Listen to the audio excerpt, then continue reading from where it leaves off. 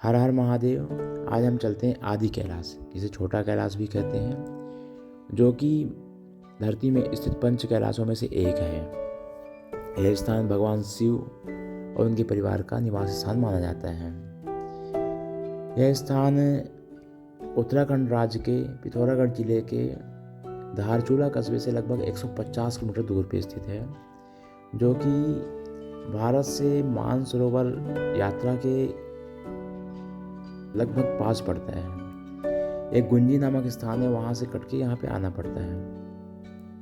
यह स्थान बहुत ही पवित्र, रमणीय और अलौकिक है। इस क्षेत्र में इस आदि कैलाश पर्वत के अलावा और भी बहुत सारे स्थान हैं जो कि बहुत ही पवित्र हैं, जैसे कि कैलाश मानसरोवर यात्रा के पथ पे स्थित ओम पर्वत जो आपको सामने दिख रहा है।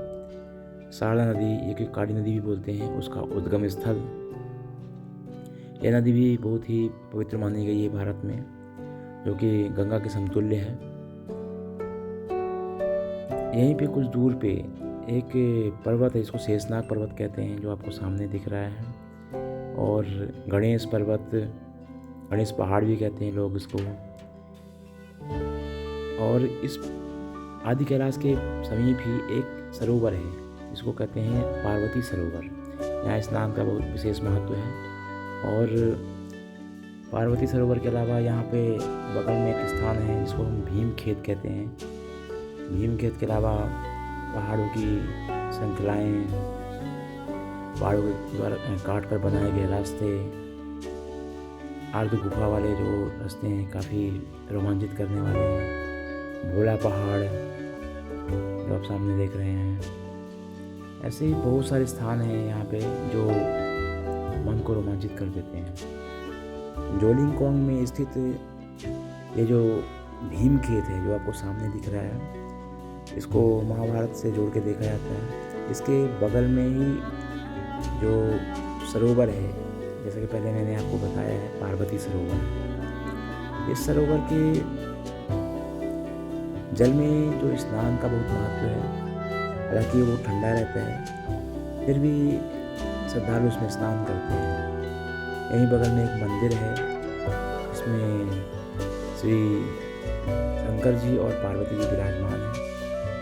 और आसपास जो जितने भी पर्वत श्रृंखलाएँ हैं, लगभग वर्ष में कुछ समय के छोड़ के सदैव ये बर्फ से आच्छादित रहती हैं और इस स्थान के सुंदरता को और ज़्यादा बढ़ा देती हैं। आदि कैलाश की यात्रा साल में कुछ समय के लिए खुली जाती है और यात्रा के दौरान शासन द्वारा विभिन्न प्रकार की सुविधाएं उपलब्ध कराई जाती हैं। साथ में श्रद्धालुजन और समाज सेवी लोग यहाँ पे भंडारे का भी आयोजन करते हैं ताकि यात्रियों को कुछ तरह दिक्कत न होने पाए।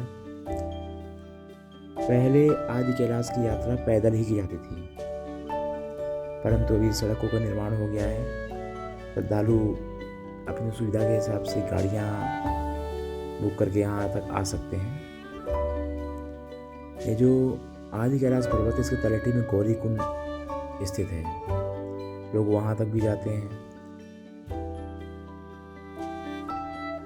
आदि कैलाश से 70-80 किलोमीटर दूर एक नाभी डांग नामक स्थान है, जो कि कैलाश मानसरोवर रास्ते पे पड़ता है। यहाँ से चाइना बॉर्डर लगभग 10 किलोमीटर दूर है। इस पर्वत पे ऐसी मान्यता है कि माँ सती की नाभि गिरी थी, तो शक्तिपीठों में एक ऐसी मान्यता है इनकी। और ये भारत में पवित्र स्थलों में गिना जाता है।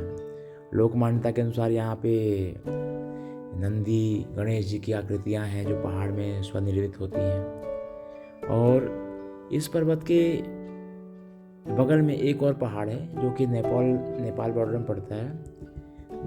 लगभग ये जो सामने देख रहे हैं, ये पर्वत सामने, इसमें प्राकृतिक रूप से ओम आकृति बनती है बर्फ के द्वारा। इसे हम ओम पर्वत कहते हैं और ये विश्वविख्यात है। जो कोई भी यात्री आदि कैलाश आता है या कि कैलाश मानसरोवर यात्रा के लिए जाता है, वो ओम पर्वत के दर्शन के लिए अवश्य आते हैं। हालांकि जो कैलाश मानसरोवर